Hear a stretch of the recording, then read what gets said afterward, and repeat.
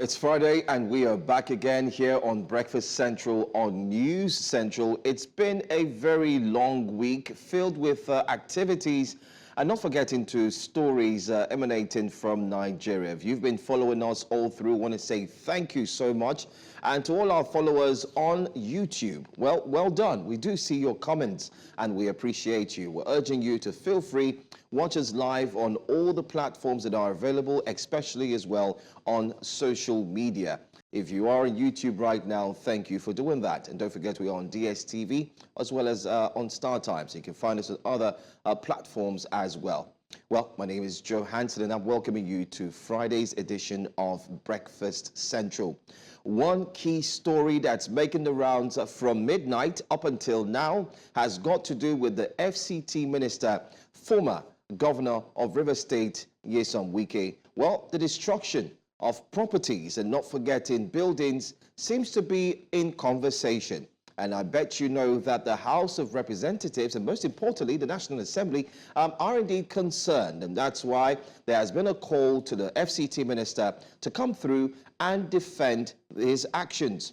Well, aside that, people, members, of course, you could say the FCT is indeed worried about the continuous destruction of properties. Questions are arising. One of it is why take the destruction of properties to the next level? Now, what level do we mean? Now, some have said that these properties ordinarily belong to either a family member or better still, there are documents to prove that these properties or lands are valid. But it doesn't seem so for the FCT minister, and that's why a lot of Nigerians are indeed speaking and talking, and that's why the FCT minister will indeed present himself before the House to speak categorically on why his actions are indeed merited. But that's not all. You also have the Deputy Speaker of the Assembly. I'm talking about Honorable Benjamin, who is in support of what the FCT minister is doing. He says he is indeed doing a fantastic job, and that's exactly what he's expected to do. Well, that's just one big conversation that started off from yesterday and is still continuing up until now. Let's also look at the establishment of state police, as 36 state governors have finally come out to say that they are indeed endorsing the creation of state police. What's your take on that? Do you think it's about time? Because if you look at the case of insecurity, it may need a very, very stringent, or you could say a very tough decision that needs to be taken from our security operatives. And that's one conversation that everybody is talking about, the creation of state police. And governors are really ready and look forward to engage in this. So that's another conversation we look forward to explore. But then again, you could also find this story on the front pages of the newspapers, which means that as soon as we return for the second hour here on Breakfast Central, we'll take time to dissect what the front pages are saying, and you get a chance to call into the program and equally share your thoughts as well. Well, the Nigerian political space is filled with a lot of conversation from left, right, and center. And one major one has to do with the galloping and jumping ship, moving from one political party to another political party. We've seen Labour Party members, these ones who won party tickets, and eventually they won and got appointed and elected, rather, have decided to jump ship and move to another political party. So Labour Party members are defecting to APC, which currently is a ruling party. And questions are being asked, why are they doing that? Well, it's not just Labour Party. You also have PDP members who have decided to equally say, you know what, we are done with the PDP. We are now moving to the APC. Quite frankly, it's understandable. Well, if you listen to some of the members of the PDP, the People's Democratic Party, a lot of them have said, just like a former member of the PDP, talking about Nasir El-Rufai way back in, some years ago, he had said that the PDP was indeed losing its form. It now became a personal party to a few who had powers to change the tides of the party, hence why he initially abandoned ship and then went straight to the APC. And now we see the same thing, similar thing happening as well, where some political stalwarts have left the PDP and equally moved to the APC. Celebrations are rife in these parties, especially the APC, and some members of the LP as well moving to the APC. But one question begs for answer, and that is, isn't there supposed to be a law that should protect the jumping of one political party or leaving a political party and moving to another one? What does the Nigerian law say? And what is the way forward for these political parties that have lost their members? Besides, don't forget, 2027 is another big conversation that Nigerians are equally having, and the conversation has started now. Will there be a merger? And if there's going to be a merger, from which political party will the merger come from? These are conversations that we would look forward to bring to you here on Breakfast Central on a Friday. Besides, we do have our top stories of the week. The conversation will never stop. It might take us to Edo State, where you know what happened this week, and Nigerians are still wondering if one would need to have more certificates in order to qualify to represent the people either in the House of Assembly, not just being a secondary school certificate holder, but also being a graduate, having attended the university. Or would it actually mean that you could just be a secondary school certificate holder? It doesn't matter, but you can still go ahead to represent the people. This is another major conversation that you would need to actually take a listen to. And we look forward to broadening on these aspects this morning on a Friday. I've given you a potpourri of every single thing that we look forward to have here on Breakfast Central on a Friday morning. And I'm elated, I'm excited, and I cannot wait for us to go straight into it. But first, let's take a look at our top stories right before I bring to you the breakfast headlines on a Friday. Today, Senate orders probe into FCT demolitions, invites minister.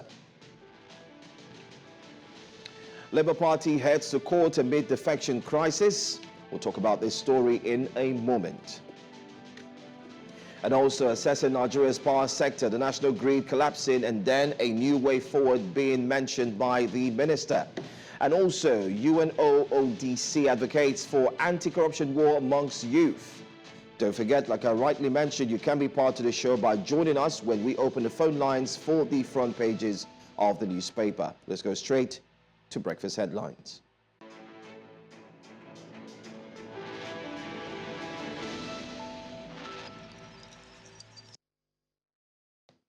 Well, let's now begin breakfast headlines in Nigeria by telling you that 36 state governors have given their overwhelming support for the establishment of state police in the country. Now, this was as they presented their position reports on the matter at the National Economic Council meeting chaired by Vice President Kashim Shettima, with the state governors, deputies, ministers, and some presidential aides in attendance. Briefing State House correspondents shortly after the meeting, which lasted for over 4 hours, Governor Uba Sani of Kaduna State said the establishment of state police will help governors better address the security challenges bedeviling their states. Well, away from that, President Bola Tinubu is scheduled to present the 2025 budget to a joint session of National Assembly on Tuesday, December 17.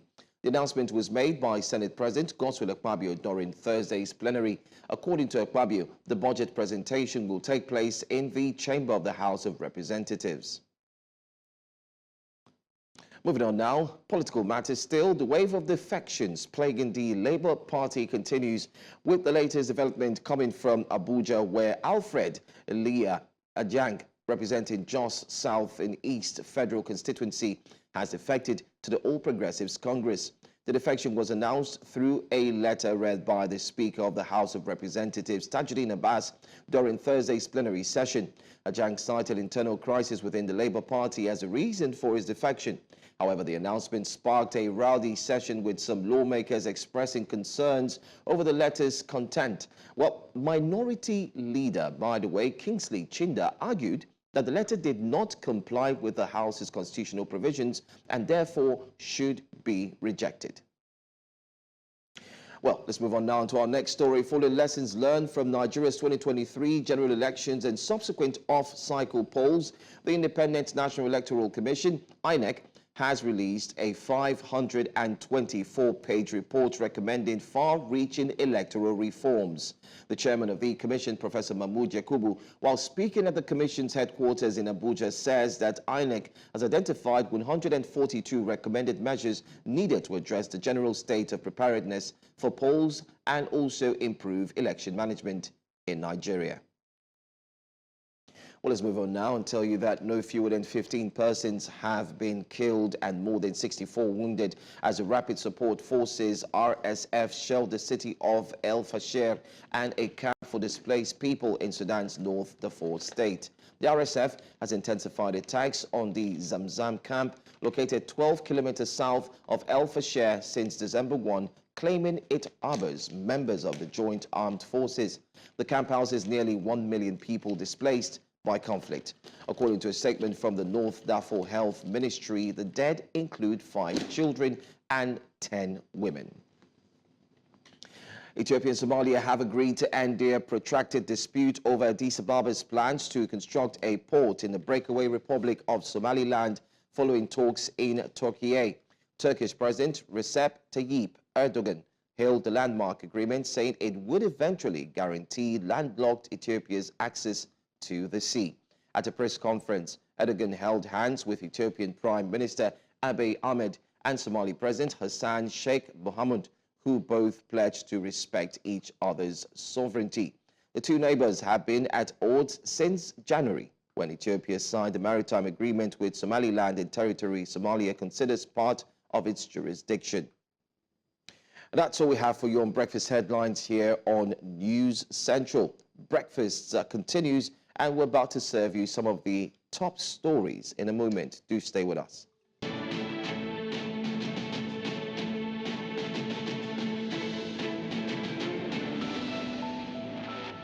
United Nations Office on Drugs and Crime has called on Nigerian youths to demand accountability from the nation's political elite as part of their efforts against graft. This was as the UNODC presented its recent survey on the prevalence of corruption in Nigeria as part of activities marking the World Anti-Corruption Day, where it urged youths to contribute towards fostering good governance and sustainable development. Our correspondent, Amadine Uyi, brings us more. According to the United Nations Office on Drugs and Crime, its recent survey on the prevalence of corruption in the country reveals that about 70% of Nigerians, including youths, have refused to pay bribes on at least one occasion. The UNODC, while presenting the results of the survey recently while marking the World Anti-Corruption Day, says that about 42% of respondents say that they have refused to pay bribe because it was the right thing to do. With the survey showing positive trends that corruption is reducing among Nigeria's youthful generation, anti-graft experts say this is because youths bear the brunt of its negative effects. Young people are significantly affected by corruption, resulting in severe negative impacts spanning social, economic, and political dimensions, evidenced in unemployment, emigration, and political alienation. Nigeria's Minister of Youth says that many young citizens are left without hope, pushing them into a life of crime because they doubt there will be consequences. Economic hardship, lack of opportunity, and weak institutional structures often push our young people towards crime. Experts present say efforts must be put in place to reduce corruption and improve accountability in the public sector. While many have called on government to strive towards youth inclusion in governance, they also call on youths to demand accountability from the nation's political elites. We must ask ourselves, how can we further foster integrity, transparency, and the accountability in the public sector? How can we empower our youth to be an integral part of the solution?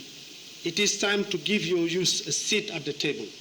Corruption can only thrive in the darkness of a place. By shining our light On it, through actions, vigilance, collaboration, we can build a nation. We can build an Africa with honesty and integrity. This is our commitment. This is our responsibility and our shared purpose. The UNODC calls on youths to be watchdogs in the society by calling out cases of corruption, saying that they have a role to play in fostering good governance and sustainable development. In Abuja for News Central, I am Amadine Uyi. Thank you, Amadine. Now we head to the Federal Capital Territory, where Nigeria's Minister of the FCT, Nyesom Wike, has vowed to continue the demolition of illegal structures in Abuja, despite growing criticism and a Senate probe. Wike defended the demolitions, stating that the structures were built on government lands without approval, noting that no amount of blackmail can derail the demolitions. In fact, you cannot be in this kind of position. You say you will not be blackmailed, particularly as regards this Abuja. There are so many land grabbers. Some of us have come to put our feet down. Let heaven fall. It is even better that heaven comes down now, so that we will not be fasting again to go to heaven. We will stop anybody who thinks that you can take government land for whatever without formal approval. We will not look at your face. If you like, you can be a civil rights activist. If you like, you can be a television talker. What is wrong is wrong. No amount of blackmail can stop us. Let me tell you, and some of us may not understand this, what does FCT get in a month? The FCT's minister's comments come as the Nigerian Senate ordered a probe into the demolitions, setting up a committee to investigate the development. Well, the demolitions have been ongoing for several months, with the FCTA intensifying its efforts to remove illegal structures in estates and shanties in Abuja. Wike has insisted that the demolitions are necessary to protect the city's master plan and prevent security risks. The Senate's move followed a motion sponsored by Senator Ireti Kingigbe, who is the Senator of the Federal Capital Territory FCT. She raised concerns over the demolitions and called for an order to stop them.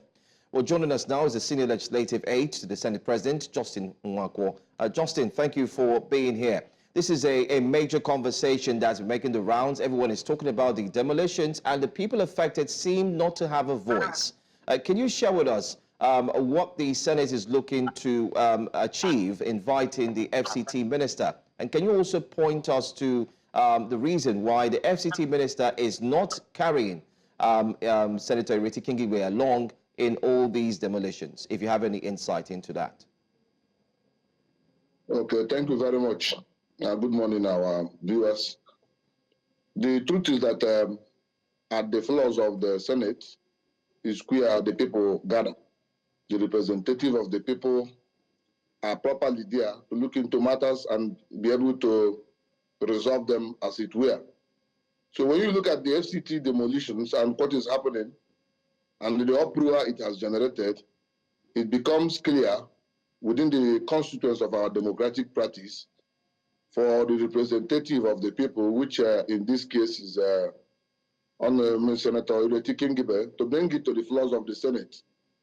So what the minister is doing, and indeed the FCT, the Development Council is doing, is what will be subjected to public debate, which is already going at the Senate. If you ask me, I would think that the senator representing the FCT has done noble. What he has done as a Thursday was to bring the attention of the Senate and indeed the Nigerian public to the suffering and the pains of those who are experiencing this demolition. And I wouldn't say that the Minister of FCT and indeed his team are what you may call, we are not going to judge them on the pages of newspapers, neither on the screens of television. What the Senate has done, especially led by the leadership of Senator Godswill Akpabio, is to order a probe with the ad hoc committee that he has set up. I believe that the Senate And indeed, all members of that ad hoc committee will look into this demolition and indeed make invitations. You see, the idea of that the Federal Capital Territory Minister will be invited is not just about him alone. It's also about inviting those who are bringing these complaints, those who are involved in these demolitions to present their case, and then the staff and the workers within the FCT ministry will also present their case. And assuming it comes to bringing the minister himself, the Senate will do that. So for me, what is going on now is at the pace where it should be. The matter has come to the public. It has also come to the floors of the hallowed chambers of the Senate. And you could see the immediate reaction of the president of the Senate to set up an ad hoc committee and instructed that the demolition should be halted until this ad hoc committee has completed its investigation. Okay. So I think the Senate is taking up the matter, and the matter is completely under control, if you ask me, from what we are observing. All right. You've said that you've summoned the FCT minister as well as those who have complaints to come before the House. Now, one of the people who have complaints about this, one of the most recent will be Chief Rita Lori Ogbebo, whose late husband, Colonel Paul Ogbebo's estate is now subject of controversy. They've been asked to move, and the ownership has now been reallocated. According to Chief Rita Lori Ogbebo, she says that the ownership has been reallocated to a 3-time House of Representative member who has ties to Nyesom Wike as director. I don't know if you have further details on this story, as well as some of the other complainants who have brought forth their complaints. Well, if you listen to the spokesperson of the minister, we must have to place a balance. If you listen to the spokesperson of the minister yesterday, you could see some sense of a direction in what he issued out as a press statement. You could see when he was talking about what was a provisional or temporary right of occupancy as at 1980s or thereabout. You could also look at what he also offered to the public in terms of explanation of what has happened in the particular area you mentioned, without standing in as a spokesperson neither to the minister nor to any of the FCT.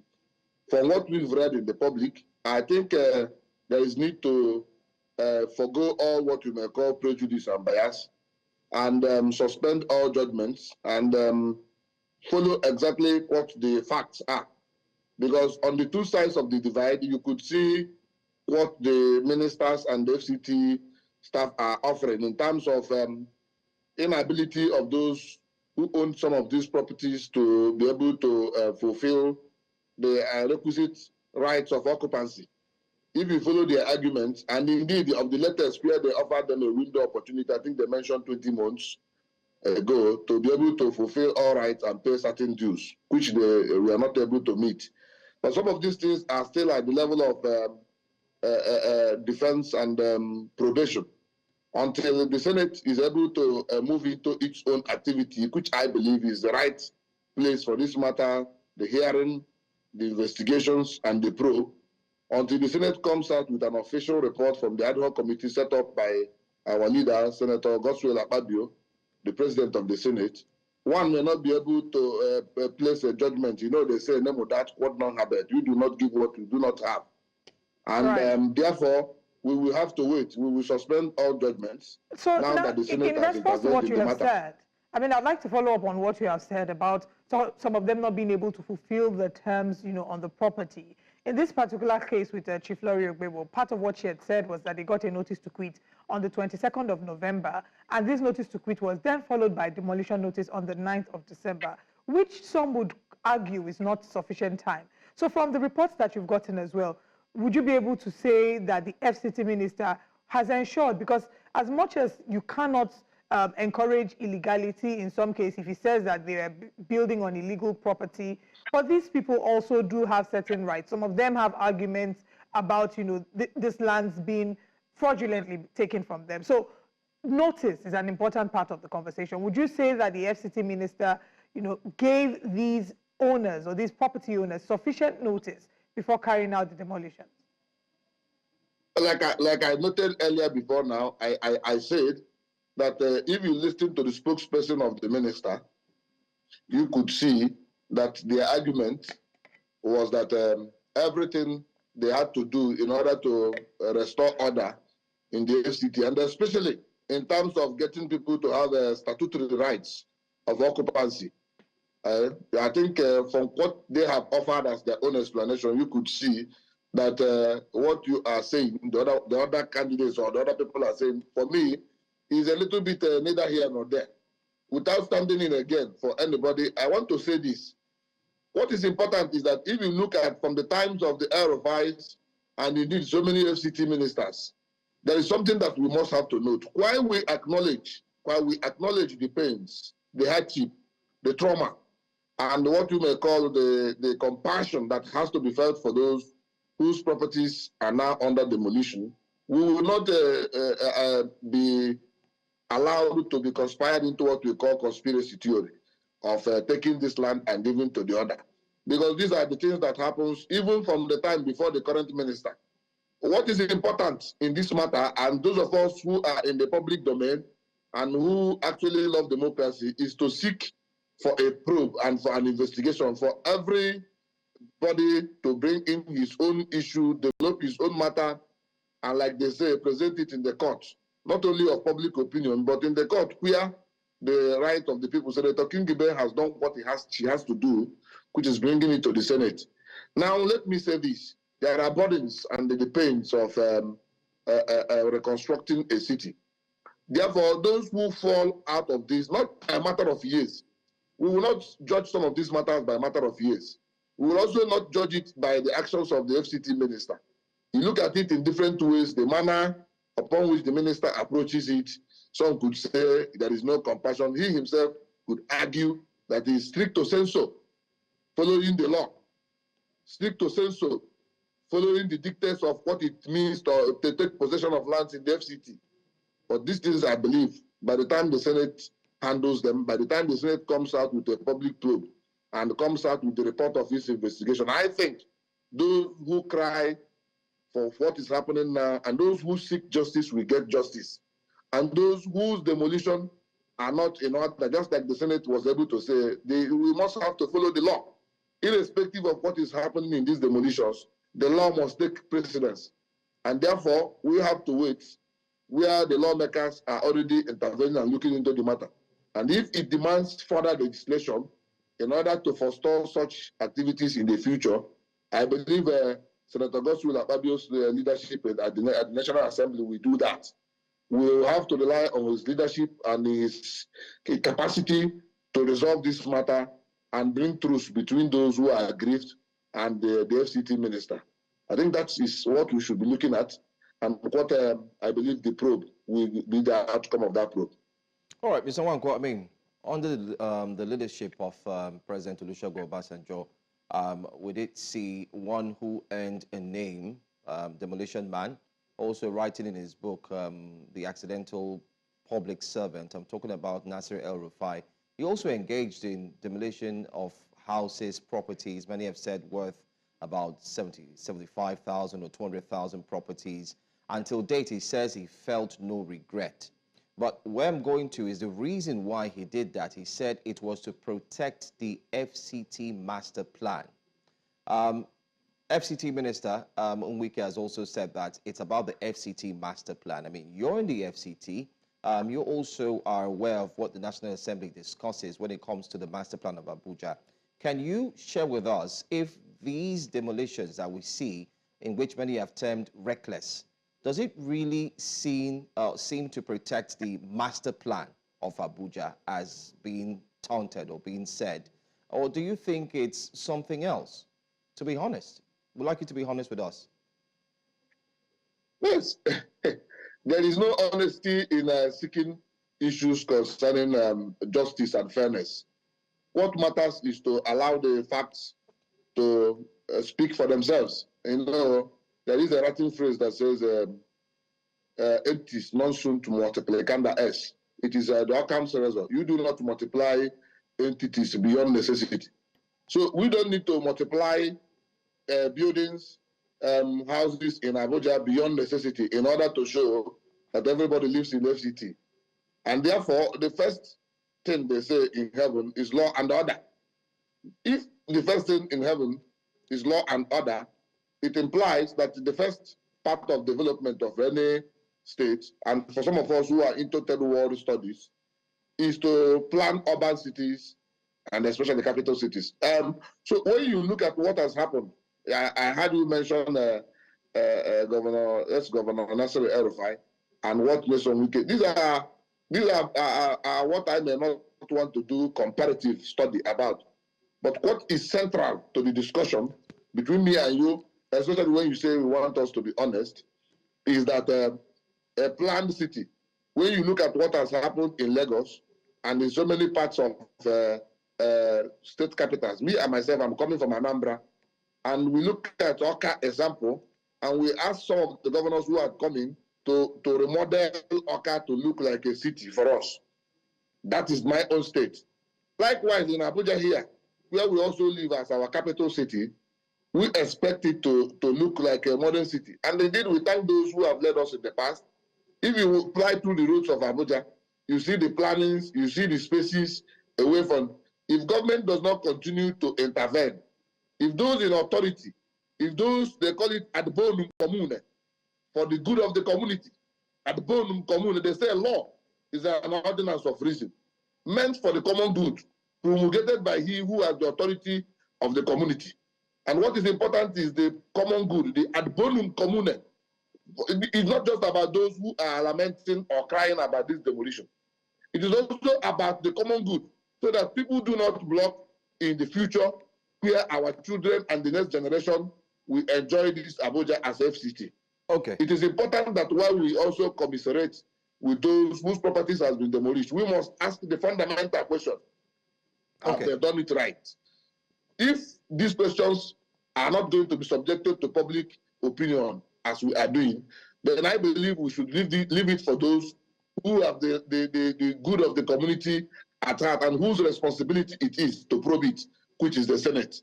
If you ask me, we will suspend judgment just like the Senate President has said, and allow these investigations to go ahead. Assuming these investigations come up with what the common people or even some people, or it could be even the microcosmic people, not even the macro, are saying about issues concerning what you may call ventilation of anger or vendetta and so on. These issues will be revealed in this ad hoc committee's investigation. I'm sure that those, if you look at the debate that led to this setting up of ad hoc committee, you will see that some senators agreed with setting up the committee. Some did not agree. Some immediately said, the FCT minister, we need to sanitize the FCT. Some others said, no, we need to look at what has happened. So at the end of the day, the real issues are within the floors of the Senate. And therefore, this is where the common man has his hope. We will look for them, we will wait for them. When they come up with their judgment, then for me, we will not allow those who are crying too much to destroy our FCT. We will not also allow the FCT minister to override his boundaries within the legal rights. No. Rather, we would allow the law to take its course for the good of the community, for the good and for the greater good of the greater Okay, number Mr. of people. Nwankwo, you've talked about the good of the community. We do recall again that these similar incidents did take place with the former FCT Minister Nasser El-Rufai, of course, but that didn't stop anything. I think for me, the major issue here that we also need to talk about is, don't you think that the federal government and the FCT minister, I mean, while he's doing what he's doing to preserve the look and feel, or better still, the master plan of Abuja, well, don't you think we are expending our energy into what is not really important? Because let's talk about housing deficit now. How many homes or houses have the federal government built for Nigerians? I can go back to the time of Lateef Jakonde. I mean, we saw what he did. Some of his properties are what we still mention or talk about today. But we still cannot pinpoint just one. So my question to you is, can it also be tabled before the Senate that, aside from looking to speak to the FCT minister, isn't it enough time for them to also look at creating houses? I mean, there's a report that says that very soon Nigeria would get to about 250 million Nigerians, or about 223 or so, and we would need a lot of housing for Nigerians. So can you explain and share with us, if we're not expending our energy onto what is really not sacrosanct, but rather focus on the fact that we need to create houses for Nigerians? Why don't we have the discussion right there at the Senate? Well, the truth of the matter is that they say in Latin again, and I would want to use these things to expatiate my thoughts about these unfolding realities. That cuculus non facit monacum. Cuculus non facit monacum could make a monk. And therefore, houses does not make a city livable. It's not the amount of clothes that the monk wears that makes him a monk. It's not the number of houses that we have that will make us a livable and a prosperous country. What is important is to do what you have planning.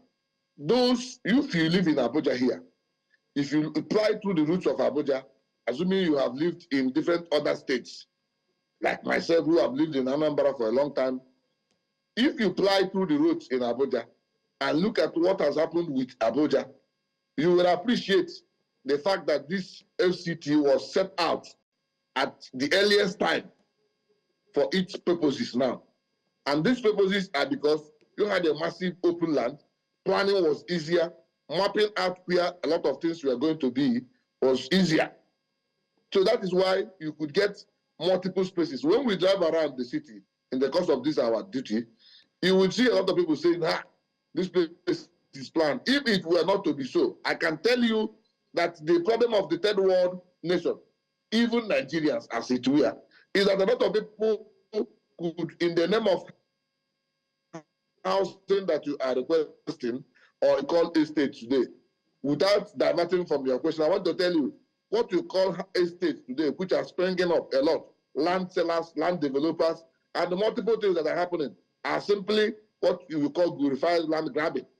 People just say they're going to build estates, they just move into housing, building a lot of building without any planning for utilities. In some of the places that are sold to a lot of us as estates, there are no plans. So if the individuals cannot plan, why not allow government to plan? The Senate, like you mentioned, have a committee on housing, and there are multiple committees in the Senate which helps them to run the activities of the House.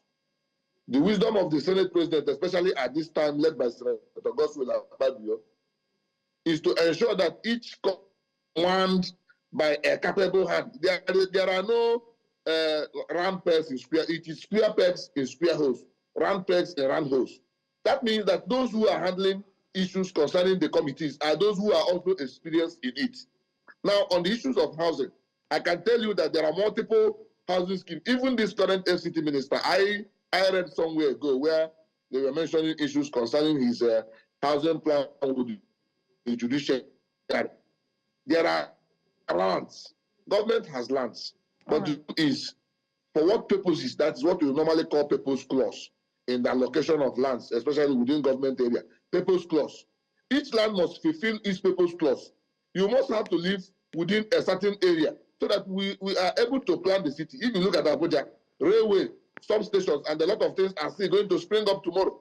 Do you now say, or are you arguing that we should now use housing to replace areas where railway stations, where substations, and indeed so many other not at all. transportation and other things could spring up?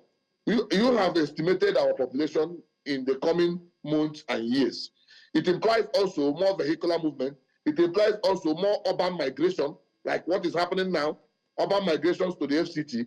Are we not going to plan that there will be space for the living to drive and walk through than to complete everywhere with housing schemes while we now have no way or no roads to enter? All right.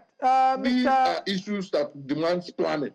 All right. Projection. Ms. Awakwo, we have to wrap up now, but we thank you very much for your time with us. I just want to find out if we have any timeline.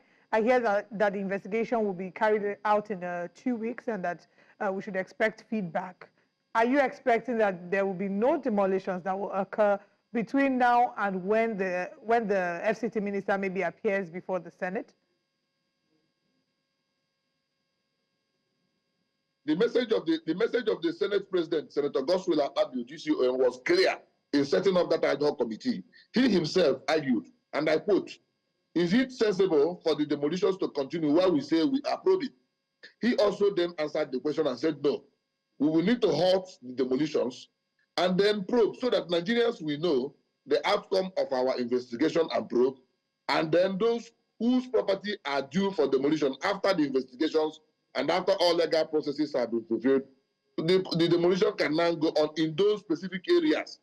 Otherwise, everything we have to wait for 2 weeks." But the Senate President was clear that these demolitions will have to halt. He has appealed to the to the FCT minister to halt. All right.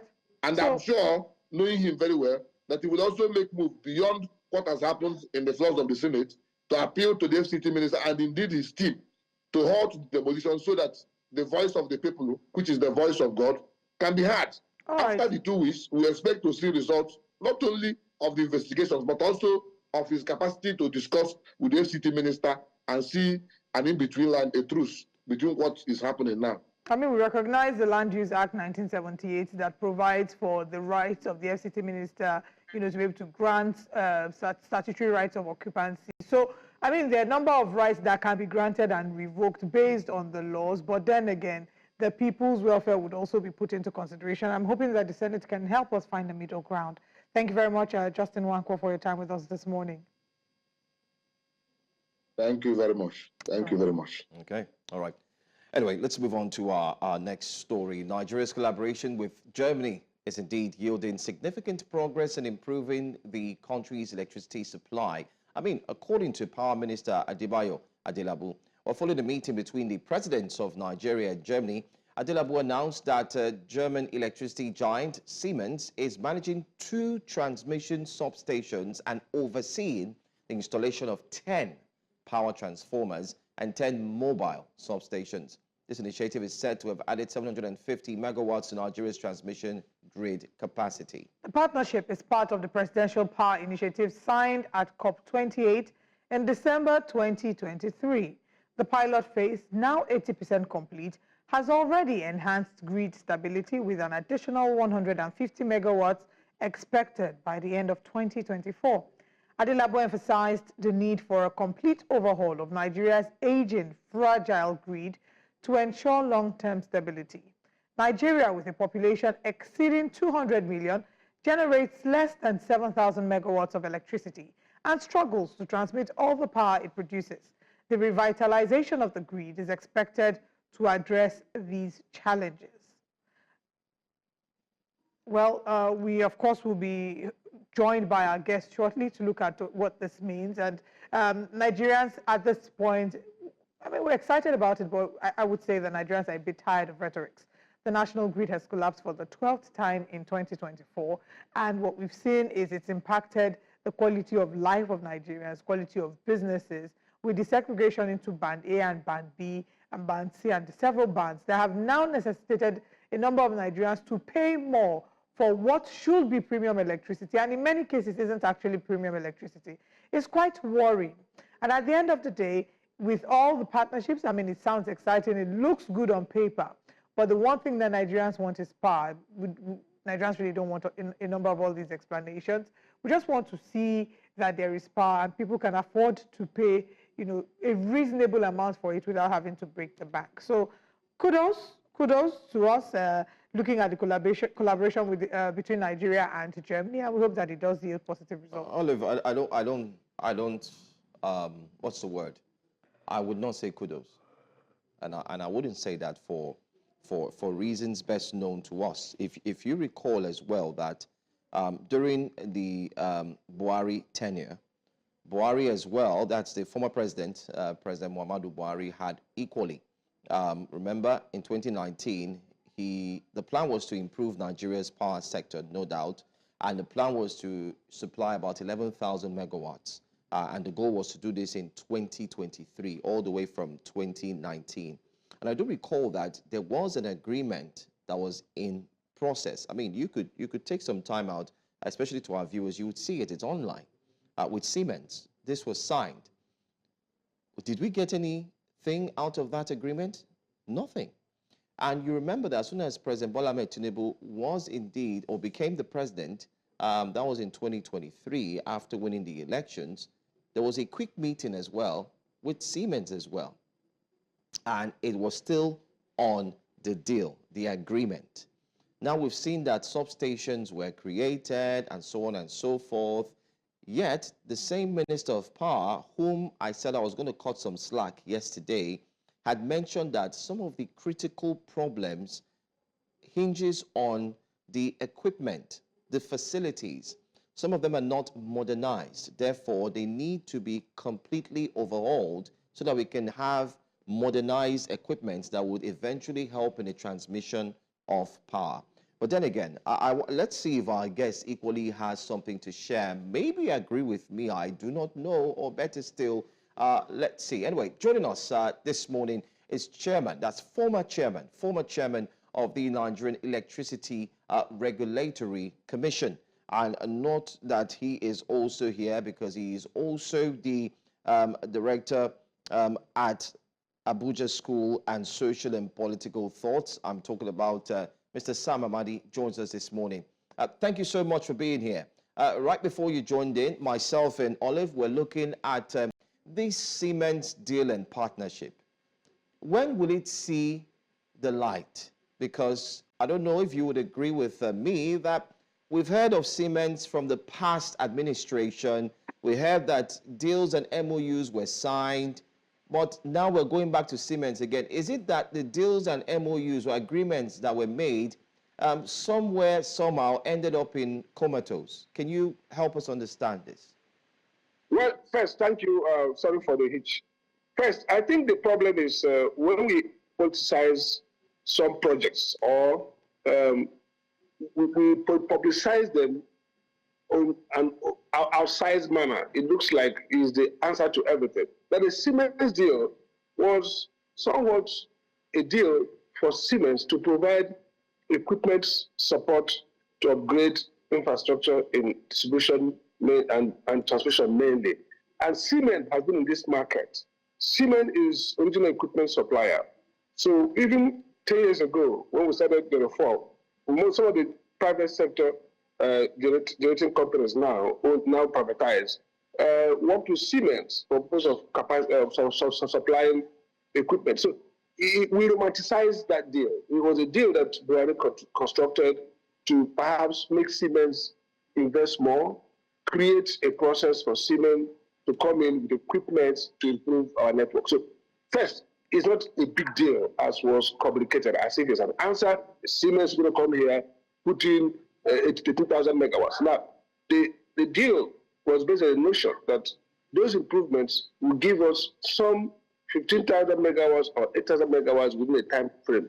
But those are all hypothetical. The only thing that is bankable was Siemens to supply some equipment based on the deal with the Nigerian government. But whether the managerial turnaround will happen quickly, whether the change management strategy will work, whether you're going to be efficient and other things were not guaranteed. So Siemens was a deal, largely equipment supply. Then it does not fix all the problems. So what we're going to, and then there were delays, because conditionalities, the kind of structure for implementation, disputes among ministries and agencies on who to play key, lead role, lack of clarity in terms of authority, governance, and attempt to perhaps shape the implementation to favor the pecuniary financial needs of some of the top officials in Buhari government. There was a delay, there was a takeoff. The second phase is supposed to have started under President Tinubu, but the problem remains the same. The level of frailty of the grid, its weakness, has not improved tremendously in the last 8 years. And I want to be on record that, look, after privatizing 2013, we saw faster growth in terms of improvement in the sector up until 2015-16. And from then till now, we've not seen much improvement in capacity in certain the grid in expansion as we ought to see. So the Siemens deal was promoted wrongly as the answer, just like any other contracts we signed up and down, but we didn't quite dimension first what needs to be done on ground. to make sure that once the deal is signed, you take off implementation, no delays. And secondly, what other complementary reforms and changes in the management of electricity grid require to make those equipment in fusion able to generate stronger and reliable grid. So CMED is a standalone. You need to be coupled together. And by the way, the deal is not that robust. It's not a big deal. It's not the change driver. It's just maybe an important, necessary component of a bigger strategy that was missing. If I hear you correctly, I think at some point in your response, you made reference to our aging electricity grid.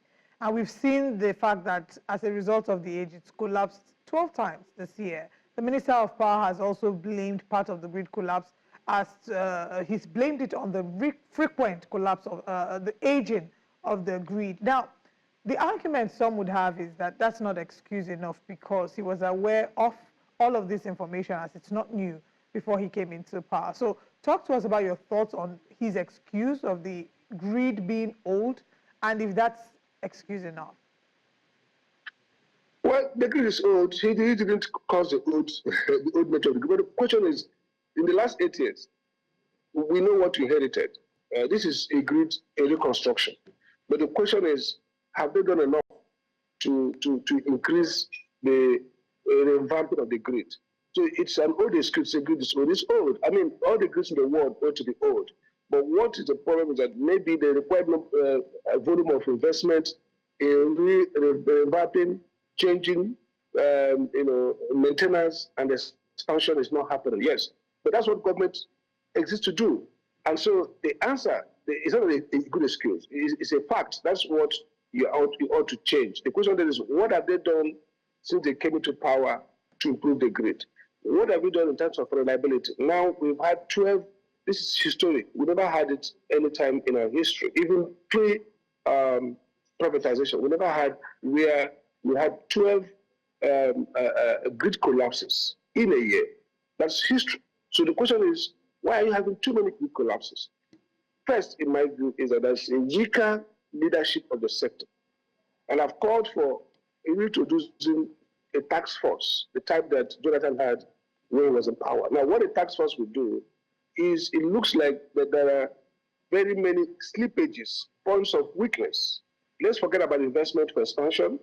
Let's forget about the investment to rearticulate and redo the grid for now. That may be a medium to long-term project. And the financial profile of the country may not support, and our investment potentials are not strong enough to attract long-term, and huge investment to do the long-term change. But again, in the short term, you can actually reduce these collapses by being more efficient in managing the TCN and the DISCO. So this is a problem that we can locate almost 50% to 70% at the doorstep of those who are currently managing the network in terms of the ministerial oversight, in terms of regulatory efficiency of the regulator where I came from. I mean, they have done their best, but probably they should do more. In terms of how the operators, the DISCOs and the TCN efficiently make investments and provide routine oversight of network. Again, task force means some of these changes, for example, fire outbreak, is preventable. For example, grid collapse arising from frequency, lack of frequency harmonization or imbalance is preventable. Grid collapse because TCN and distribution company don't have a good handshake in terms of picking their load, preventable. So there are many of these collapses that are preventable with existing resources available to us, but with a much more improved leadership and oversight. So my first problem is that I think there's a problem of leadership and management in the sector.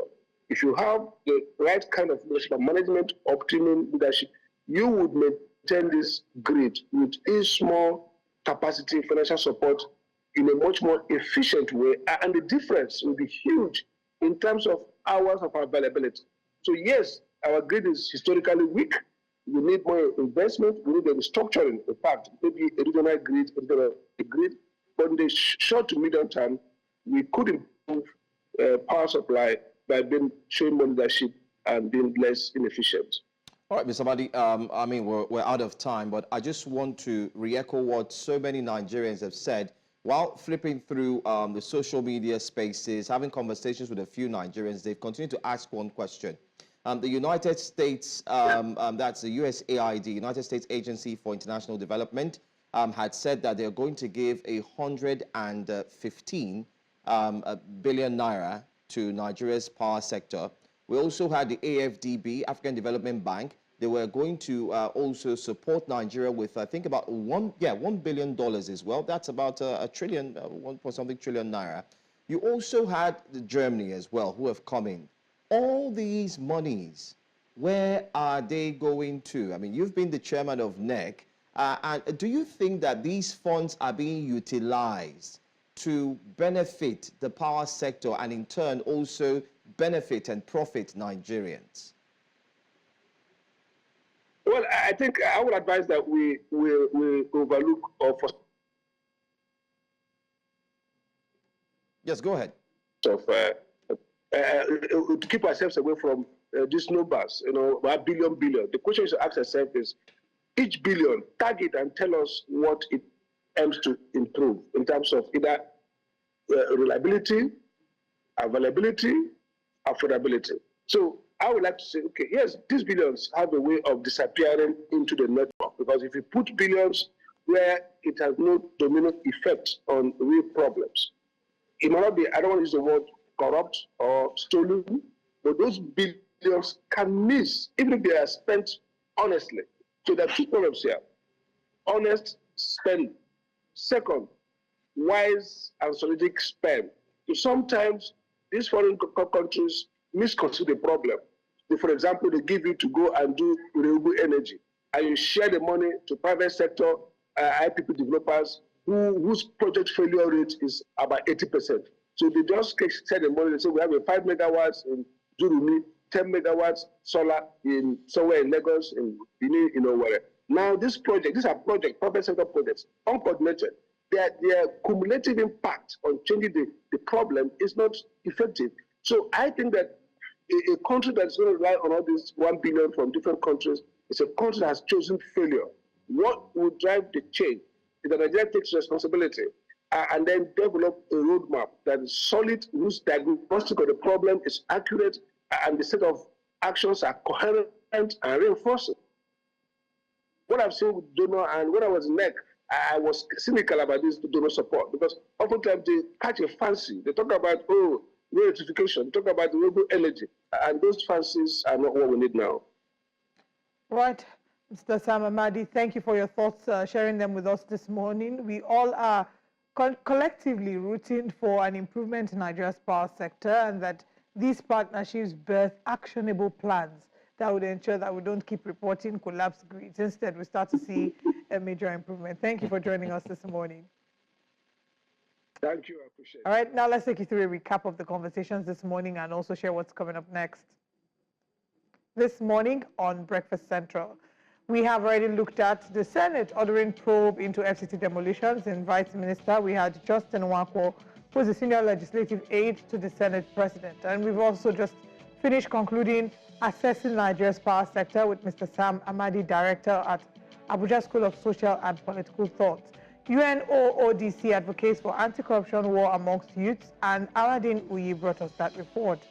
Now let's share what's coming up next. Coming up next for the second hour, Labour Party heads to court amid defection crisis. We have this story and, of course, look into it. Newspaper front pages is up next. Feel free to dial in and let's hear your thoughts. Plus, we would be bringing you our top stories of the week, especially of the weekend. Stay with us.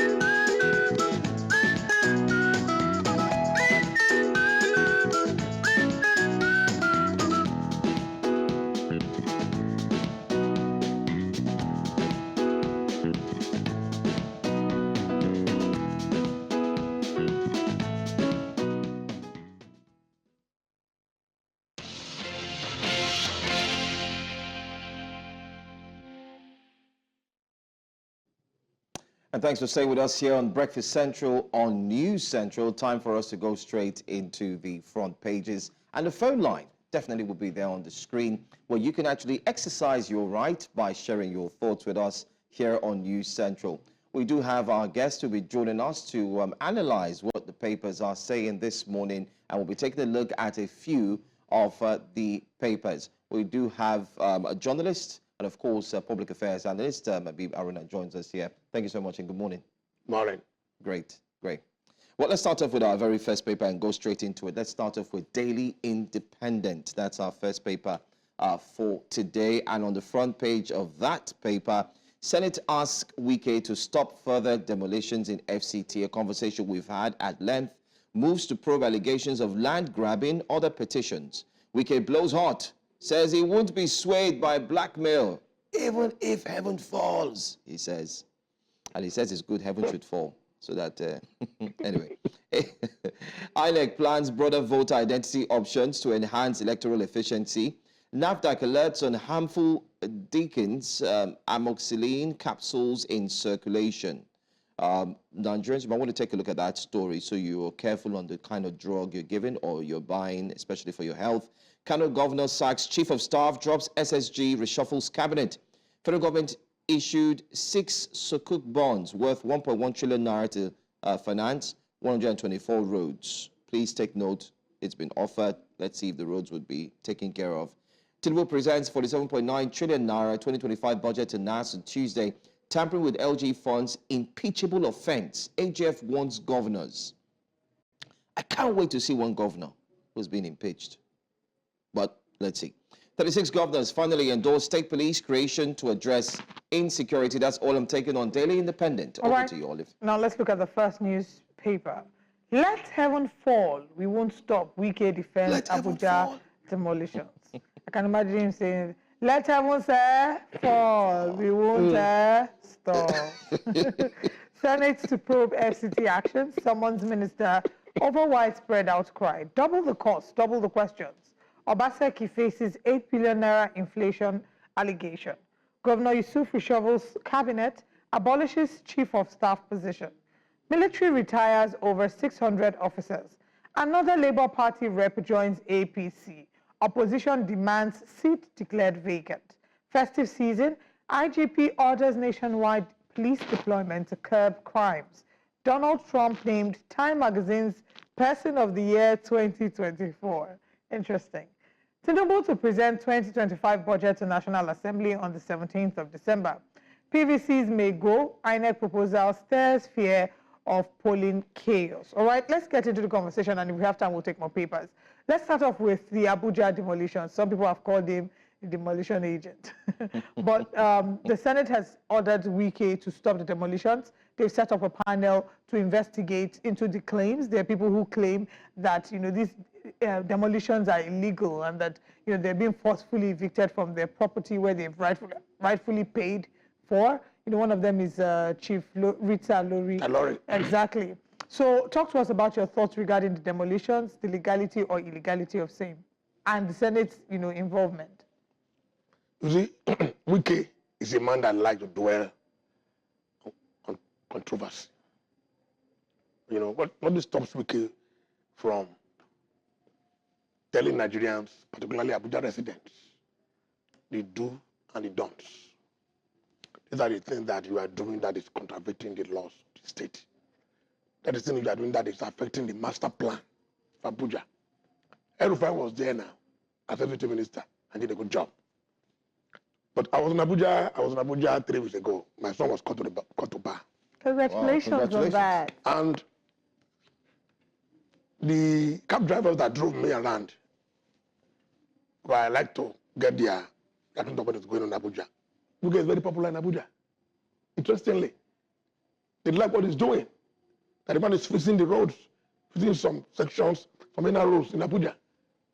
But I think that there should be some decency and procedure the way the man is going about it. Most of the guys in Abuja, most of the guys in Senate are his friends. And they are saying that, come on, take it easy. You can't just talk as if you are the law to yourself. The woman that represents Abuja yesterday walked out of the Senate she was becoming too emotional. You know, and look at that woman, Rita Lori. She was crying on TV 2 days ago. So I don't think that is acceptable. I think what they are doing is the best. Come out and tell us what you are doing. You are not in law. You can't be law to yourself. Let us know what you are doing. Let us know if you are following procedure. Let us know people that are also affected are following procedure. Even if they are wrong, there are ways of going about it. Okay. They're saying that heaven must fall. What are we talking? Somebody appoint you there. This is not Rivers State that you can just, you are a governor. You are not a governor. You are a minister. Responsible and accountable to the Senate. So I think, I mean, that one is still subject to no, to the Senate. Well, that is the law. But does he know? And if the Senate, upon the president, that want this man removed, who can be removed? Forget it. Okay. Even though it's a political asset to the president in 2037, if the noise is too much, they will do away with him. See that conversation about him not being governor, him being the minister? No, he's a minister. He's responsible to the Senate. When he was a governor, he can do anything he likes because most of the governors, the House of Assembly, the legislature is in their pocket. There's no any correct, no checks and balances. But in Abuja, they've told him to stop. They will stop. And if he refuses to stop, they will impeach him. And he'll be removed. Do you think that the Senate has that willpower? If Nyesom Wike continues to go ahead with the demolitions, I mean, he said, let heavens fall, nothing will happen. He said he's warned against what is referred to as cheap blackmail, emotional blackmail. Let me tell you. If he goes ahead, do you think that the Senate, and I'm asking this because we've seen the level of influence that Nyesom Wike wields in the People's Democratic Party. So do you think that the Senate has that level of influence or the ability to be able to call him? There are many ways to it. Now, public opinion is heavily against UK. And public opinion also influences the way the Senate acts. The Senate President, Akpabio, is a friend to Wike. Yes, they're very, very close, you know. But that does not presuppose that we do things that is against the law.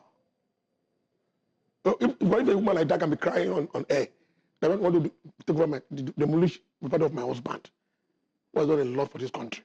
And that woman too, Rita Lori, has paid her due in this country. Absolutely. So you can't just wave off what he's saying. No. And that is what is presumably, in my view, influencing the thoughts in the Senate. And they're telling him to carry a while. Let's investigate. You can't just come put him like this. And if you continue, like this, heaven will fall. Wike will be removed. Because Wike is not an airline to himself. Wike is subject to the rules and guidelines that govern this country. You know, and if you are saying that you cannot obey what the Senate is saying, I'm sure you cannot try it. This conversation would continue. I mean, I did mention earlier. But what we must also recognize the fact that Wike is not doing badly in Abuja. No. Yes, because we need to restore order. You go to Abuja, the place is not looking too bad. And what people are saying on the street is that the man is trying. No, but you must follow the rules. Okay, all right. Just circumvent it. Okay. And if Senate is saying stop, you better stop, then negotiate. You know what is going on. Okay, this is what I'm doing. You got to go to the Senate, put the cards on the table. Let people see that, yes, we are not doing something that is against the law and interest of people. Particularly because people are saying that it's even witch hunting. And giving this thing to his allies. His allies. That's what Rita Lori said. Rita Lori said that, you know. So, even the other one he demolished, people had said that the plan was to give it to his allies, and then he gave it to a company belonging to, when they tracked the company, everything is online there, and they said, so the man should clear the air. Whom you know. It should come out clear. But what of those who defend his actions, saying that, you know, according to the Land Use Act, because he's in charge of the FCT, I mean, it then brings another layer to the argument when you say, oh, he's not the governor of the FCT. He's not a governor, please. I'm not a lawyer. Yes. But I write politics for the past 27 years. Which presupposes that you must follow the laws, you must follow the rules. Governors are elected. Wike was not elected. Wike was appointed. In other words, subjecting him to the control of the Senate.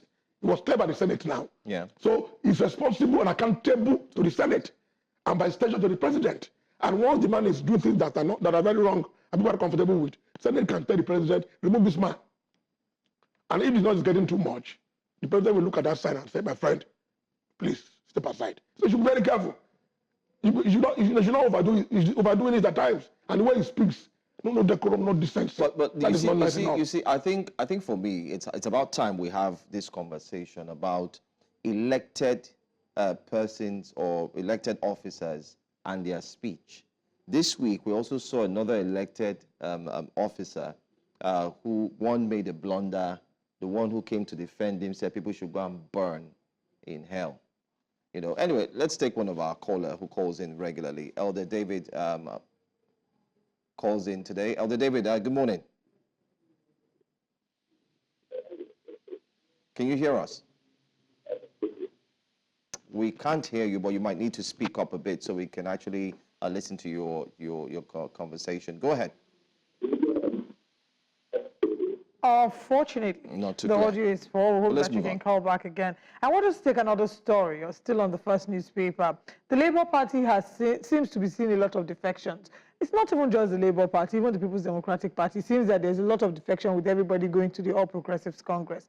What do you make? First of all, what does this mean for the Labour Party? They've gone to the court. They're demanding that the seats be declared vacant. We saw this play out in Rivers State, and we are still on the matter. So what does this say for Labour Party?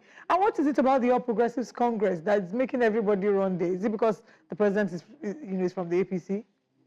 You know, when there is a honey somewhere, you attract many things.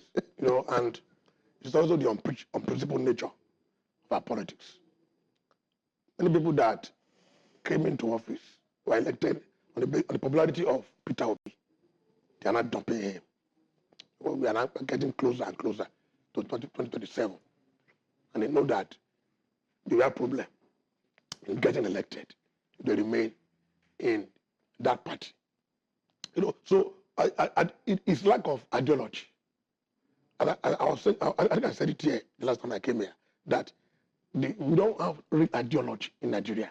The people will say, now, these are the set of principles that is guiding me from remaining in this party, or from moving from one party A to party B.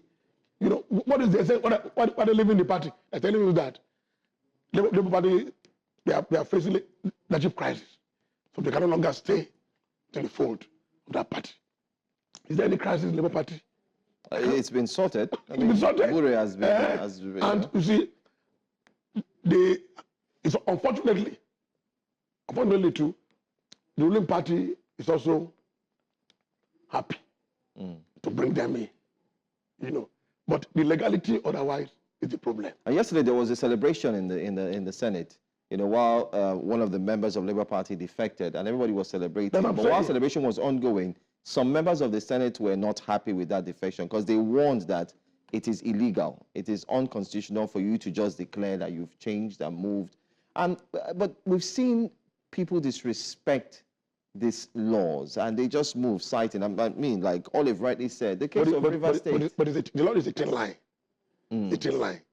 They tell you readily that there was crisis in the Labour Party. There was. But it hasn't been resolved. Then there are other things to it. The second leg of it is that Peter Obi is not helping matters. Is what? Peter Obi is not helping matters at all. Why? You know, in what way? He's a man that when I was reporting politics, I met him when he was governor. You know, went there for dinner, and he was the one serving us, the comment house, when he was governor. Even when he was in Lagos, they came for an event one day, and it was late. And I was complaining that, because I was the head of the editors there. And I was complaining, he said, can I speak to your wife? That's Peter Obi for you. I spoke to my wife. At 12:30, I don't worry, the man is coming back home soon. You know, so these are, I know, never tell people that that is his life. That's his way of life. Complete gentleman and nice guy. So is it that his niceness is not working? But he's not being able to hold the coalition of people that are the real obedience. People believe in him, you know, but you need to hold it. If he's able to hold it, it's for those guys to leave him. As they leave him, they know that their political career will be in jeopardy. But because of he's not even able to provide that leadership, effective leadership for that matter, the dynamism has not been there because everything is dynamic. So I'm wondering what's the picture of him providing effective leadership will look like, because he and Alex Otti set up the National Working Committee, the temporary committee to, phase out the leadership of Abure and bring in a new leadership led by Senator Nenadi Usman.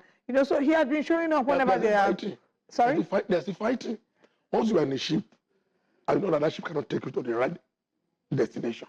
You jump ship. So it's a suggestion that... Even in that you are saying, during the council elections, look at the party that Otti supported. Right.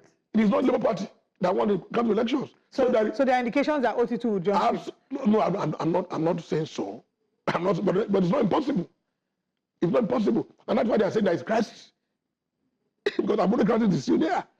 And why is there? Why are they fighting Labour Party? Why must they fight? When you can come together and coalesce with PDP and other interested parties and fight the ruling party. But the PDP is unfortunate. But one thing you must know is that our democracy is still young. Young. India is growing. Absolutely. Absolutely. Even America, that 40 years of democracy, they're still learning. Look at Donald Trump. Look at the way he entered. Look at the people that is appointing. So it's a journey. It's never a destination. It will move. You get there. No, you can't grow in a day. You need to stand. You need to crawl. Then you stand. Then you walk. Then you run. So I think we are learning. But at the same time, the players of this democracy, the major characters, should not take us for a ride. That should be some. Aren't they doing that already? For example, INEC.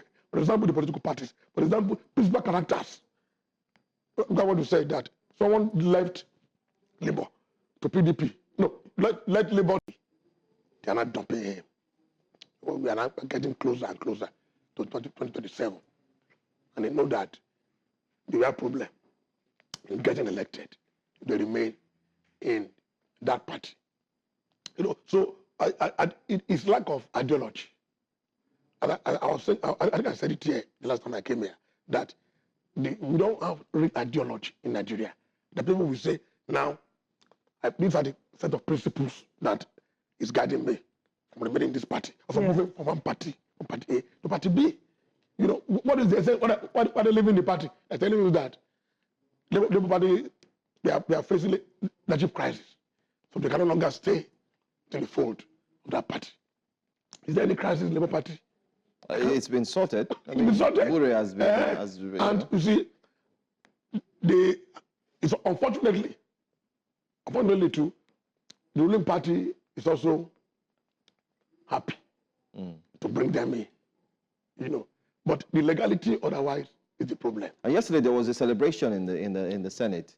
While one of the members of Labour Party defected, and everybody was celebrating. But while celebration was ongoing, some members of the Senate were not happy with that defection because they warned that it is illegal. It is unconstitutional for you to just declare that you've changed and moved. But we've seen people disrespect these laws and they just move, citing. I mean, like Olive rightly said, the case of River State. But the law is a thin line. A thin line. They tell you readily that there was crisis in the Labour Party. There was. But it hasn't been resolved. Then there are other things to it. The second leg of it is that Peter Obi is not helping matters. Is what? Peter Obi is not helping matters at all. Why? He's a man that when I was reporting politics, I met him when he was governor. Went there for dinner, and he was the one serving us, the comment house, when he was governor. Even when he was in Lagos, they came for an event one day, and it was late. And I was complaining that, because I was the head of the news editors there. And I was complaining, he said, can I speak to your wife? That's Peter Obi for you. I spoke to my wife. At 12:30. Don't worry, the man is coming back home soon. So these are, I know, never tell people that is his life. That's his way of life. Complete gentleman and nice guy. So is it that his niceness is not working? But he's not being able to hold the coalition of people that are the real obedience. People believe in him, but you need to hold it. If he's able to hold it, they come for those guys to leave him. As they leave him, they know that their political career will be in jeopardy. But because of he's not even able to provide that leadership, effective leadership for that matter, the dynamism has not been there because everything is dynamic. So I'm wondering what's the picture of him providing effective leadership will look like, because he and Alex Otti set up the National Working Committee, the temporary committee to, phase out the leadership of Abure and bring in a new leadership led by Senator Nenadi Usman. So he had been showing up whenever they are. Sorry? There's a fighting. Once you are in a ship, I know that ship cannot take you to the right destination. You jump ship. So it's a suggestion that... Even in Abia that you are saying, during the council elections, look at the party that Otti supported. Right. It is not the Labour Party that won the council elections. So there are indications that Otti will jump ship. No, I'm not saying so. But it's not impossible. It's not impossible. And that's why they are saying there is crisis. Because Abure crisis is still there. And why is there? Why are they fighting Labour Party? Why must they fight?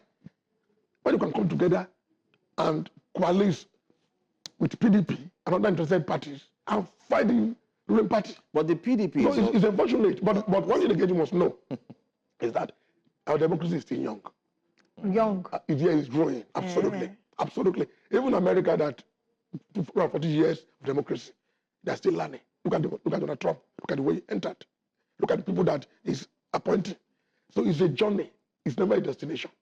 It will move. You get there. No, you can't grow in a day. You need to stand. You need to crawl. Then you stand. Then you walk. Then you run. So I think we are learning. But at the same time, the players of this democracy, the major characters, should not take us for a ride. There should be some. Aren't they doing that already? For example, INEC. For example, the political parties. For example, principal characters. I want to say that someone left Labour to PDP. No, let Labour to APC yesterday, and they are popping champagne yesterday. So it's not ideal. Yesterday because it happened to you today. It happened to me today. It happened to you tomorrow. I happen to be coming tomorrow to rule, and that can't even happen.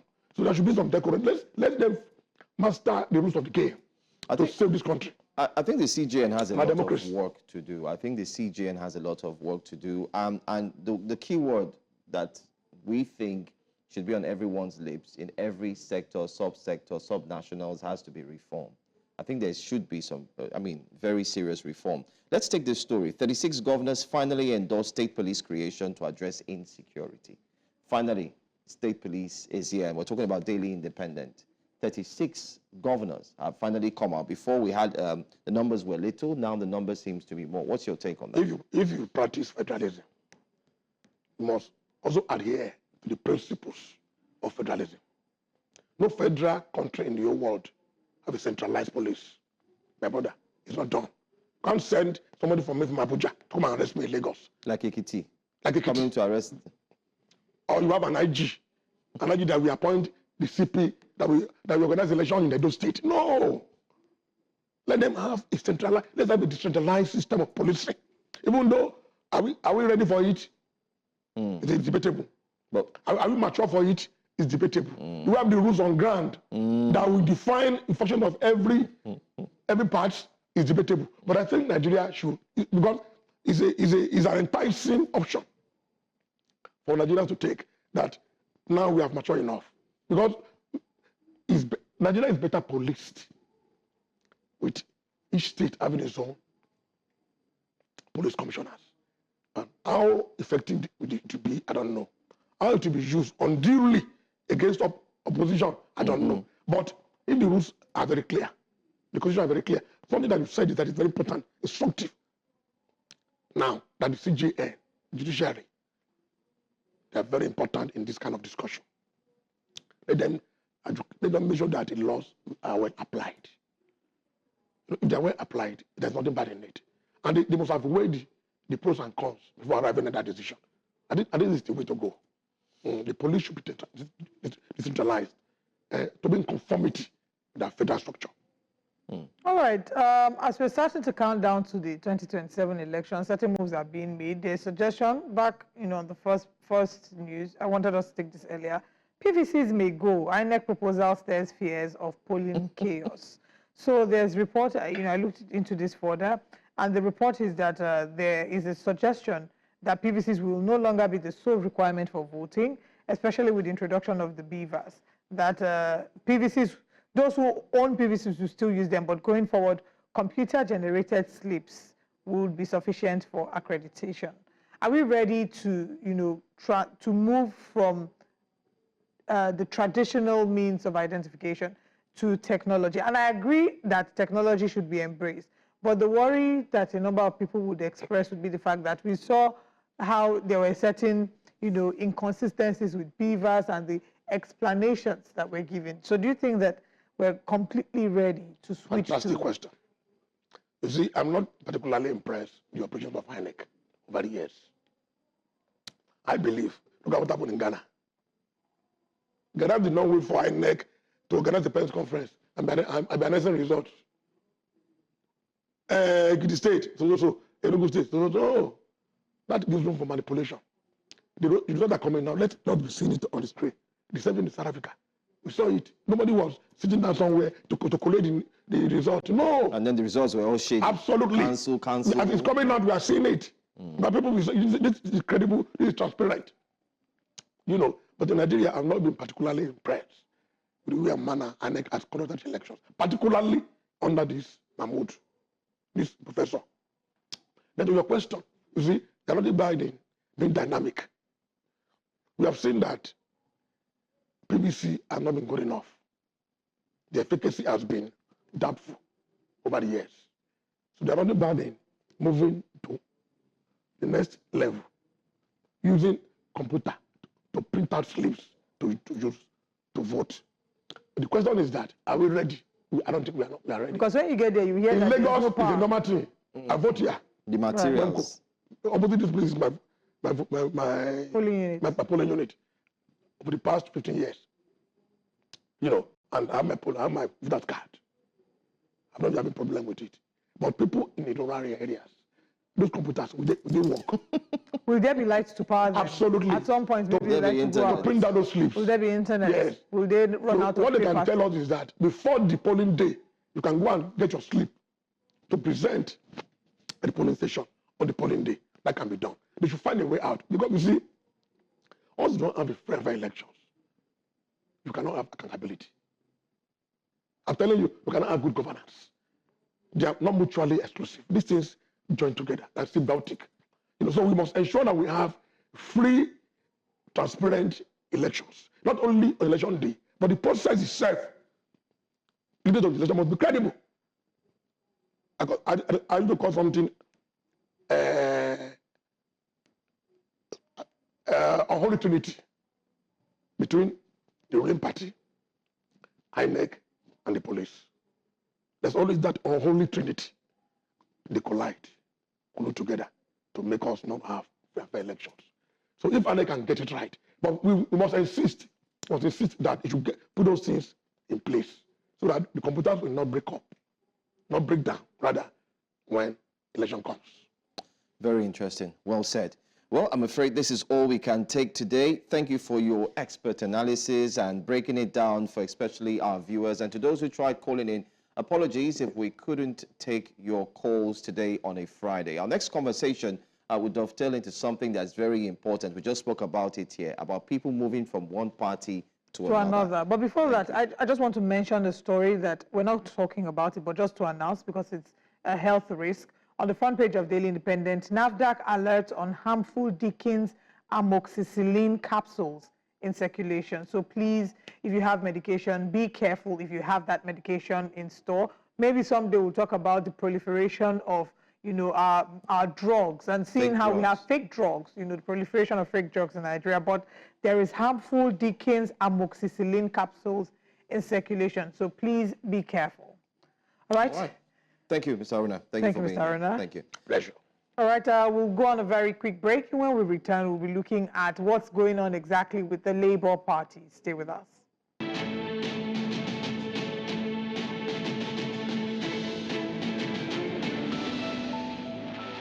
The Labour Party has filed a lawsuit against 6 lawmakers who defected to the All Progressives Congress APC, seeking to declare their seats vacant and recover all salaries and allowances received since their defection.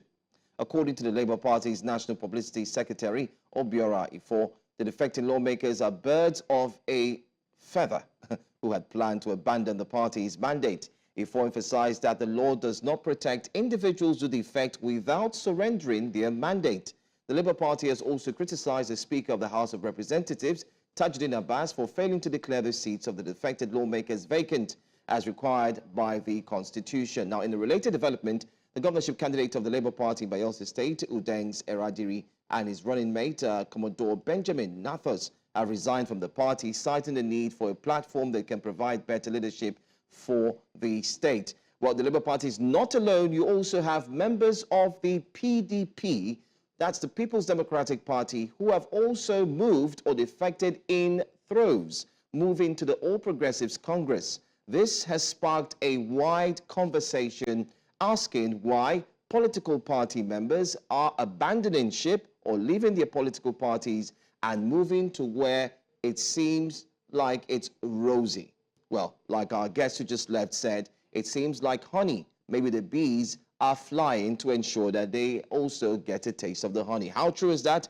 Well, joining me today is a former member, Delta State House of Assembly, also elected, he was elected 2011 to 2015. Well, he is also a former special advisor to the governor Okowa of Delta State 2019 to 2021, and a former governorship aspirant, founder Delta Democratic Front, and also a grassroots politician. I do have with me here in the studio Honorable Efe Ofobruku. Thank you so much for being here and taking your time to join us. This conversation is one everybody seems to be talking about, the defection. I can see you're wearing a face cap that reads APC, All Progressives Congress. Yes. And I remember that before you were a member of the PDP. Of course. What changed? And why the sudden, or why the defection? Okay, well, I think I should be able to talk about myself and what is happening around as it relates to partisan politics in Delta State. The truth of the matter is that when the kitchen is too hot, you have to get out of it. That's the truth. But let me start with the PDP. You have the PDP of Delta State as a party where people are falling off the ship and drowning in the political sea. I don't think there's anybody who wants to be in a political ship that wants to fall off and drown. So when you discover that there's the likelihood of you falling off and drowning, it's just proper that you exit and go to a safer ground. Apart from that, what is happening in Delta today is what we call a political tsunami. You know, if you give a man a job, you can't help the man do the job. Those who fought against us that helped the present administration of Delta State to get the job, they have now discovered that the man is incompetent. He does not have the capacity to do the job. And the bad performance is rubbing on all of them. So to that extent, it is better they begin to migrate to a better platform where they can have opportunity of selecting a proper and a right candidate to govern the affairs of the state. If you have to look at the economic indices in Delta State today, it's a disaster. Though they claim that they have created jobs in certain areas, and we address all of that. But primarily, you know that the most disorganized political party today in Nigeria is the PDP. Next to that is the Labour Party. So when I hear you say that Labour Party is going to court, I'm asking myself, which of the Labour parties? Is it the Abure Labour Party or the Nenadi Usman Labour Party? Because today, we have the former Labour Party on whose platform Mr. Peter Obi ran for president, and the Peter Obi Labour Party that has Nenadi Usman as acting national chairman. So you're asking yourself, who among the two is going to court? So which is the authentic Labour Party? So if you ask me, it's just a sheer waste of time. Then coming back to PDP, of course, you know that PDP is already dead on arrival. It's completely scattered. It is completely scattered. And if you find yourself in a party where you are putting in so much, you are doing your best, but the party is determined to ruin you, it's just proper that you move. For those of us who used to be in the PDP, who are today in the APC, we see PDP as our Egypt. I personally left Egypt 2 years ago, and many more are still living in Egypt. At the moment, in Ethiopia federal constituency, for instance, anybody who calls himself a PDP member, take it from me. You can put it on record. It's just a pretender. There is no PDP in Ethiopia federal constituency anymore. If there's any PDP at all, it should be the local government chairman in both Ethiopia East local government and Ethiopia West local government and the 20 councillors of each of the councils. The other people who call themselves PDP members today are all pretenders. They are all APC, 100%. They are working for APC. What we are doing is we are making our platform available. Come on board, come on board. You will see the outcome by the next election. You will see the outcome by the next election. What happened on Tuesday is just a tip of the iceberg of many more to come. What we did on Tuesday, actually, was to test the microphone. We are testing the microphone. We have tested from Ethiopia Federal. We can see that the political sound is loud and clear. We are going to move to that federal constituency to also test the microphone there in preparation for 2027. We are not laughing. We are not joking. We said it before that the result that brought the present administration in Delta State had wig on, and that was why we went to the tribunal. We asked the tribunal to remove the wig. Let us see the true votes. But unfortunately, the tribunal did not remove it for us. But we believe that in 2027 we will not give opportunity to PDP to parade any result that we have wig on. The results will be clear, and of course, will be clear for the world to see. Well, it seems like everyone is now moving to the APC. I mean, just like you said, while you were testing the microphone just a few days ago, we also saw Eriateke Borisweno, who also moved, and we heard that there were thousands of persons who also joined in that movement. Can you call this movement a mass exodus? Does it mean that everyone in Delta State will eventually be a convert to the APC, and there will be no single PDP in the future? It is not possible for everybody in a state to belong to a political party. But first, let us look at the history of the political party. We are all products of a leader, a political leader in 1999. We started the journey with him. But the house he built and left in custody of certain persons, they have destroyed. And because the house is destroyed, some of us have gone to other platforms. But what we are doing today, we are trying to regroup. We are trying to call everybody back together. We are trying to rebuild the house. And we can see that the umbrella in Delta State, which is the PDP, is completely torn. What you have there is just the handle of the umbrella. And of course, the handle of the umbrella cannot protect you, cannot cover you. So it's just proper that we move to another platform, another party, where everything is in place, that has shown leadership, that has been consistent, that is stable, so that we can regroup for the next election and make sure that by the time we go to the polls, we are getting the desired outcome of it. So it is not possible for everybody to move, but what I'm saying to you is that by the time we finish, people that will be left will be just a handful that cannot make any impact. Like I said a few minutes ago, we have tested the microphone in Ethiopia Federal. We are going to test the microphone in other federal constituencies, and you will see the tsunami. Don't forget that at the moment we have 2 senators out of 3 who won elections on the platform of APC. We have 7 members of the House of Assembly. The opposition has not had it this good before. It has never happened. It has never happened. It is the first time that we're having that number. We have members of the House of Reps. Today, the governor of Delta State is from Delta Central Senatorial District. But in Delta Central Senatorial District, the senator is APC. All the members of the House of Reps in Delta Central are opposition. There's no one for PDP. That is to underscore what I said earlier, that the vote, the result that brought in the administration of Delta State had wig on.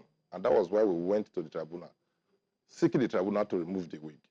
So the truth of the matter is that Delta is a low-hanging fruit. It is ripe for consumption and will be consumed in 2027. Well, there are calls, and the people are saying that for those who are leaving the PDP now, moving to the APC, they have also contributed to the PDP's demise or ongoing demise. We can't say it is dead completely, but it is, like you've rightly said, it's moving to that level. And some have also indicated that that's where PDP is going to. But don't you think that as members of that party, staying and fighting for what you believe in and getting it right could have, in a way, revived the party and also help it to be a very strong competitor? Yes, I quite agree with you on that, but let me give you a simple analogy. There are situations where a vehicle is broken down. You take the vehicle to maybe your mechanic to fix, and the mechanic says this is beyond repair. What the mechanic is telling you in essence is, it is cheaper for you to get another one than to begin to dissipate energy and resources on trying to fix the broken down one. The situation in Delta State PDP, I can tell you FOC, free of charge, is beyond repair. So there is no need going to dissipate energy. By the way, which PDP? Don't forget that it is the national that sends names of candidates to INEC for elections. It is not the state. I'm sure as a journalist you are aware of the fighting that is going on at the national. Does it look like anything that will end soon? It doesn't look like that. So if the head is rotting, what happens to the body? So if there's so much infighting at the national, what do you think is going to happen or is happening at the state level? But why didn't you form your own party? This is another conversation. People have said maybe if members of the PDP had come out, those who do not like what is happening at the top came out and formed a party that will end up to be stronger, and then it can now be a strong opposition to the current party. Yes, well, if you look at the political indices and terrain, Delta is our primary constituency. We will not be going to form a political party because we want to salvage Delta when there's already an available and national platform. We do not want to be like, I don't want to mention their name, the party that is only in Anambra State, where you have a party just one state. Every election, just one state. Every election, just one. We do not want to be like that. We want to be able to have a connect with the national. We want to be able to have a connect with the center. Like Right Honorable Riatake Boris, when you mentioned earlier, she's already a national player. She's already a national player. She's in the National Assembly. She is the convener of One Agenda in the National Assembly. And you know, One Agenda is the platform of members of the House of Reps that are fully in support of Mr. President and the policies of this administration. And the membership cuts across all political parties and across all geopolitical zones. So having gone that far politically, why do you now bring her back and want to, hold her hostage with a small party, a regional party? It doesn't work like that. We are talking about national politics here. Nigeria is a federation. And you know that the resources that are used or that are spent in the states, they come from the national, they cascade from the national. So we must have a platform that has direct link, that has direct connect with the national, while we are facing the reality on ground in Delta to see to it that we salvage our state. Like I said, Delta is in disarray at the moment. They're already panicking. We just tested one microphone in one federal constituency, and everybody is running helter-skelter. By the time we test the second and third microphones in some of the other federal constituencies, you will see we will always invite New Central to come and cover our activities, come and see what we are doing. We are not a violent party. We are not forcing anybody. You see, it's even very important to notice that we are not the ruling party in the state, yet everybody is coming to us. Ideally, there's a popular saying that the shouting side is the winning side. But in Delta, those who claim to have won are the quiet side, while we that are not in government, we are the shouting side, and everybody is running to us. Let's look at the law, finally. I mean, as we move to end this conversation, leaving a political party and moving to another one, many have said that, I mean, if you look at the law, if there's an issue in the party, but again, PDP, even though they have issues at the top, it seems to be a bit coordinated down there. Do you think you would have to face with, you have to grapple with any law cases or situations now that every member is trying to defect or moving? You said something about PDP being coordinated down there. Are you talking about Delta State? Not Delta State. I mean, in some other states, you do have members of the PDP who are still remaining in PDP as well, who have not left. Let me tell you, the people who are holding on to what is happening in PDP are the scavengers who actually feed it, the parasites who are feeding on PDP. And most of the quietness you think you are seeing in PDP across some other states is just make-believe quietness. In every state, there is division, there is crisis. You know of Rivers State, of course, that's the popular one. Even in Delta, there are aggrieved PDP members who do not agree with the recent congresses that they did. And as I speak to you, they are already on the verge of putting together a parallel ESCO in Delta because they do not agree with what has happened. The same thing is happening in Edo State. The same thing is happening in our neighboring Bayelsa and many others. So the truth of the matter is that PDP today is just on paper. It is just on paper. And the scavengers and the parasites who are feeding fat on PDP are the ones using PDP as a name to try to continue to sustain themselves economically. Otherwise, there is no PDP.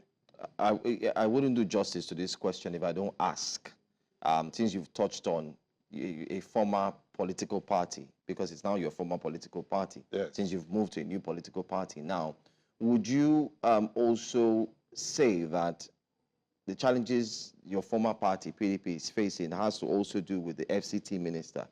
And do you agree that his impact has equally affected some of its members to equally move to the APC, why he remains there in the PDP? Well, regardless of, I'm not talking national, I'm talking about states and so on. Well, the truth of the matter is that my candid view is that the crisis in PDP was self-inflicted. It was self-inflicted. Part of the reason why I personally left PDP in 2022 was because I also do not agree that for the 2023 elections, the presidential candidate should come from the north. I do not agree. It was obvious it was clear to even the blind to see that it was the turn of the South. In 2018, we all rallied around Atiku Abubakar during the primaries in Port Harcourt, and he got the ticket. And was our candidate for the 2019 election, then in PDP, when I was in Egypt. Then in 2023, it was clear that since Buhari was leaving, Buhari from the north, it's just proper that somebody from the south should be our candidate. But because Alhaji Atiku Abubakar has made himself a perpetual contestant, maybe running for president is part of his business undertakings, so every 4 years he must run for president. He insisted, connived with the then governor of Delta State and a few others, lobbied the National Working Committee of the party and some leaders, and they threw the gates open. You would remember that, of course, we're not the only ones that left the PDP. Even Mr. Peter Obi left the PDP. Then they threw the gate open so that Mr. Atiku Abubakar can clinch the ticket and run again. And of course, that was the beginning of the end. The crisis inflicted on the party as a result of that decision has not ended. It's still burning. And some people, by their utterances and actions, are even putting more petrol in the fire to continue to burn. They don't seem like people who want the fighting or the crisis in the party to end. They don't seem like people who want it to end. That's why I told you that some of these guys are scavengers and parasites who are feeding fat on the party. All right. They want the crisis to continue. Well, anyway, this conversation, I think, would need to continue looking at the fact that there's a lot to talk about, but you've moved away from Egypt, like you call the PDP now, alongside many others that we've seen in the news bulletin of recent. We want to thank you so much for being here. We look forward to have you again some other time, and also maybe have a key member of the PDP also join us, and let's see what the conversation would look like. I'm always available. I hope you'll be available. I'm always available. We've had the opportunities to pontificate our ideas at different platforms. Okay. We have met severally on Arise. We have met on Channels TV. So if you make your platform available, I'm available. No problem. Give me early notice and I'll be here. Thank you so much, Honorable Efe Ofobruku, for joining us and having this conversation. I want to thank you for watching. And breakfast, the weekend, of course, extra will begin tomorrow with Mazino and, of course, with Judith. I'm Joe Hansen. And I'm Oliver Modi. See you on Monday.